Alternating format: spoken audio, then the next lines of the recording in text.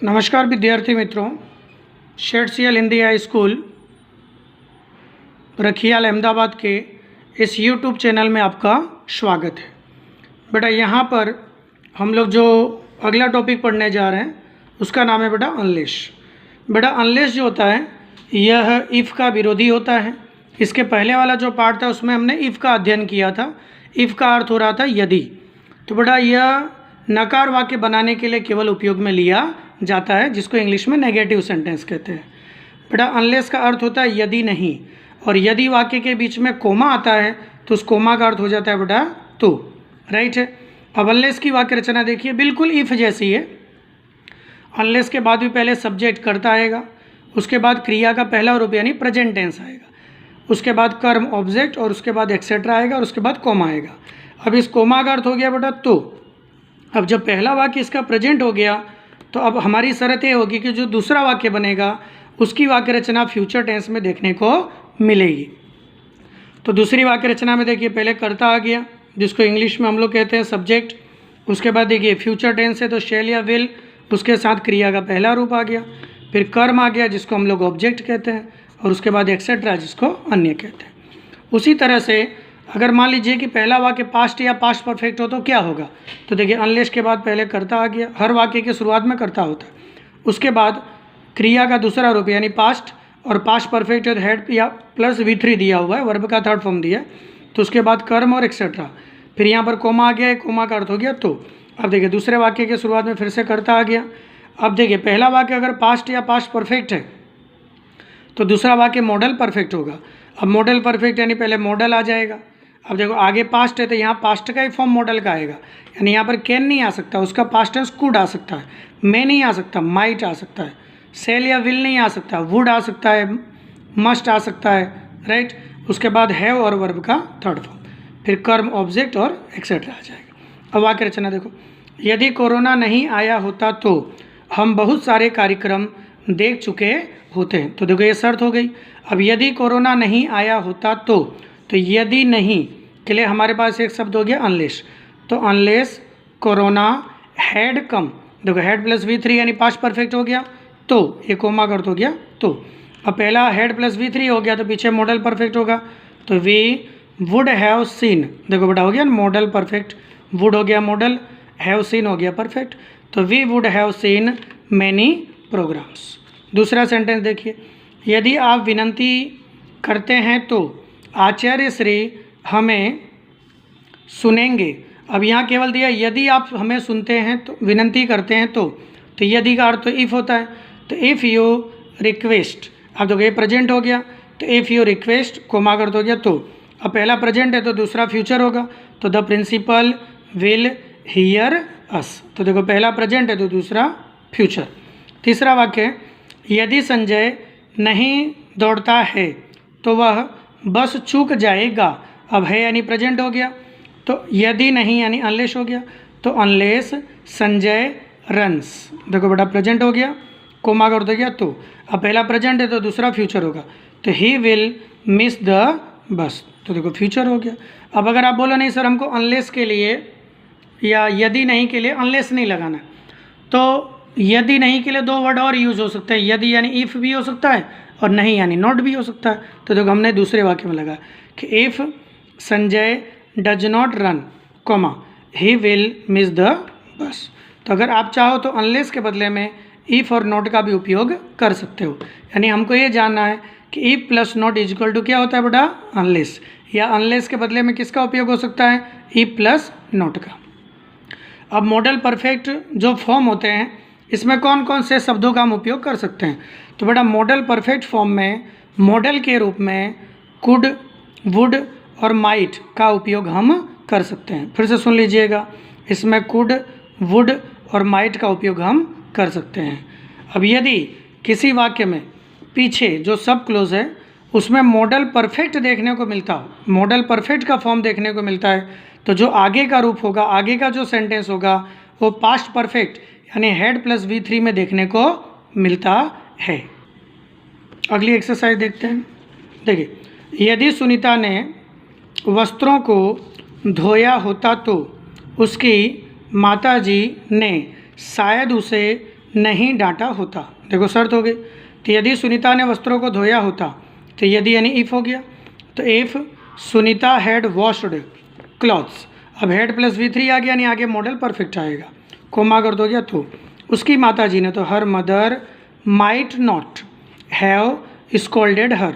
तो देखो माइट हो गया मॉडल, हैव प्लस V3 ये हो गया हमारा परफेक्ट। तो माइट नॉट हैव स्कोल्डेड हर। अब अगर आप चाहो कि वाक्य के शुरुआत में यदि का अर्थ आया है, पीछे मॉडल परफेक्ट आया है और हमको इफ़ नहीं लगाना है, तो अगर आप हेड प्लस V3 से भी वाक्य की शुरुआत कर देते हो, पास्ट परफेक्ट से भी अगर वाक्य की शुरुआत कर देते हो, तो वहाँ इफ़ के बिना भी हमें यदि का अर्थ प्राप्त हो जाता है। इसी को हम ऐसे भी लिख सकते हैं, हेड को आगे ले लिए, had Sunita washed clothes, her mother might not have scolded her. तो इसका हिंदी भी ऐसे होगा कि देखो आगे हेड प्लस V3 हो गया, पीछे फुल स्टॉप हो गया, तो इफ़ के बिना भी यदि का अर्थ प्राप्त होगा। इसका भी हिंदी वही होगा कि यदि सुनीता ने कपड़े धोए होते तो उसकी माताजी ने शायद उसे नहीं डांटा होता। अब बेटा एग्ज़ाम में ये दो प्रकार से पूछे जाते हैं। एक तो ये वर्ब फॉर्म में पूछा जाता है, क्रिया का रूप यूज करने के लिए दिया जाता है। जैसे यहाँ पर वाक्य दिया, इफ़ दे चेंज डिसीजन, तो इफ़ आ गया, यहाँ चेंज वर्ब का फर्स्ट फॉर्म हो गया, क्रिया का पहला रूप हो गया, यानी ये फिक्स हो गया कि ये प्रेजेंट टेंस है। अब पहला रूप प्रेजेंट है तो दूसरा वाक्य जो होगा बेटा वो हमेशा फ्यूचर बनेगा। तो दे डेज, अब यहाँ दिया रिपेंट, तो हम यहाँ लिख देंगे दे विल रिपेंट। देखो ये हो गया फ्यूचर। उसी तरह से अनलेस ही बिहेव्स वेल, अब देखो अनलेस के साथ बिहेव्स हो गया हमारा प्रेजेंट टेंस। तो इफ़ या अनलेस के बाद अगर प्रेजेंट टेंस क्रिया का पहला रूप आ गया तो दूसरा वाक्य फ्यूचर होगा। तो ऑल विल एवॉइड हिम, देखो हो गया फ्यूचर टेंस। उसी तरह से if Amrita had smiled that day, देखो इफ़ के साथ head plus V3 model perfect हो गया। तब इफ़ या अनलेस के साथ पास्ट परफेक्ट हो गया। अब इफ़ या अनलेस के साथ अगर पास्ट परफेक्ट दिया तो दूसरा वाक्य मॉडल परफेक्ट होगा। हर पेरेंट्स डेज हर, अब यहाँ दिया विल प्लस असिस्ट, अब आगे हेड है तो पहले तो विल का पास्ट कर देंगे, तो विल का पास्ट क्या होता है बेटा वुड, तो हो गया वुड, ये हो गया हमारा मॉडल। अब परफेक्ट है तो यहाँ पर हो गया हैव। अब यहाँ पर थर्ड फॉर्म लेंगे तो असिस्ट का थर्ड फॉर्म होता है असिस्टेड। अब इसका हिंदी हो गया, यदि अमृता उस दिन मुस्कुराई होती तो उसके माता पिता ने उसकी असिस्ट मदद किया होता। उसी तरह से देखो यहाँ पर अनलेस आ गया, unless the doctor had planned fast, अब ये हेड प्लस V3 यानी पास्ट परफेक्ट हो गया। यदि डॉक्टर ने तेज़ी से तैयारी की होती, कोमा कर दो गया तो द पेशेंट डेज, अब पहले यहाँ पर हेड आ गया पास्ट हो गया तो पहले कैन का ले लेंगे कुड। अब यहाँ पर पास्ट परफेक्ट है तो यहाँ मॉडल परफेक्ट होगा तो यहाँ पे ले लिया हमने हैव। अब एक्टिव पैसिव देख लो। अब बेटा पेशेंट जो था वो सेव करता है कि किया जाता है, तो डॉक्टर के द्वारा सेव किया जाता है तो पैसिव वॉइस, तो कुड हैव बीन सेव्ड। पहला वाला हो गया पास्ट परफेक्ट, दूसरा हो गया मॉडल परफेक्ट। उसी तरह से if Aastha had designed a bag, अब देखो इफ़ के साथ हेड प्लस V3 यानी पास्ट परफेक्ट हो गया तो दूसरा वाक्य मॉडल परफेक्ट। तो वी हो गया करता हमारा सब्जेक्ट। अब देखो यहाँ पर केवल परचेस दिया बेटा, कोई मॉडल नहीं दिया। अब कोई मॉडल नहीं दिया तो चाहे वुड ले लो, चाहे कुड ले लो, चाहे माइट ले लो। चलो हमने ले लिया कुड, तो वी कुड हैव हो गया, ये हो गया मॉडल और ये हो गया परफेक्ट। अब हैव के साथ थर्ड फॉर्म आता है तो परचेस का थर्ड फॉर्म हो गया परचेस। तो इसका हिंदी हो गया, यदि आस्था ने बैग को डिज़ाइन आकार दिया होता तो we could have purchased it, तो हम उसे खरीद चुके होते। उसी तरह से days the car days comma the officers might have enjoyed it. अब माइट हैव इंजॉयड ये हो गया हमारा मॉडल परफेक्ट। अब पीछे मॉडल परफेक्ट दिया है तो आगे क्या होगा, तो कभी भी पीछे मॉडल परफेक्ट दिया हो तो आगे हमेशा past perfect head plus verb का थर्ड फॉर्म होता है, और पैसिव होगा तो हेड प्लस बीन और वर्ब का थर्ड फॉर्म होता है। फिर से सुन लीजिए, अगर एक्टिव वॉइस होगा तो वहाँ पर हेड होगा और उसके साथ वर्ब का थर्ड फॉर्म पास्ट परफेक्ट, और अगर पैसिव वॉइस होगा तो वहाँ पर had plus been plus verb का थर्ड फॉर्म होगा। तो वही नियम से देखो, पहले हमने यहाँ पर हेड ले लिया, अब यहाँ दिया कार और ऑर्डर। अब बेटा कार ऑर्डर देता है कि दिया जाता है, तो दिया जाता है, तो पैसिव वॉइस हो गया। तो यहाँ पर होगा बीन, और ऑर्डर का थर्ड फॉर्म हो गया बेटा ऑर्डर्ड। तो had the car been ordered the officers might have enjoyed it. उसी तरह से days the shopkeeper days more discount a big crowd could have gathered. अब कुड हो गया मॉडल और हैव प्लस V3 हो गया परफेक्ट। तो ये हमारा हो गया मॉडल परफेक्ट। अब मॉडल परफेक्ट में आगे खाली जगह, तो पहले हमने हैड ले लिया। अब एक्टिव होगा तो उसके साथ थर्ड फॉर्म, पैसिव होगा तो बीन और वर्ब का थर्ड फॉर्म। अब शॉपकीपर डिस्काउंट ऑफर कर सकता है कि नहीं कर सकता? कर सकता है। अब दिया गया नाम अगर दिए गए काम को कर सकता है तो एक्टिव वॉइस हो गया। तो यहाँ पे वर्ब का थर्ड फॉर्म। तो ऑफर का थर्ड फॉर्म क्या होता है बेटा? ऑफर्ड।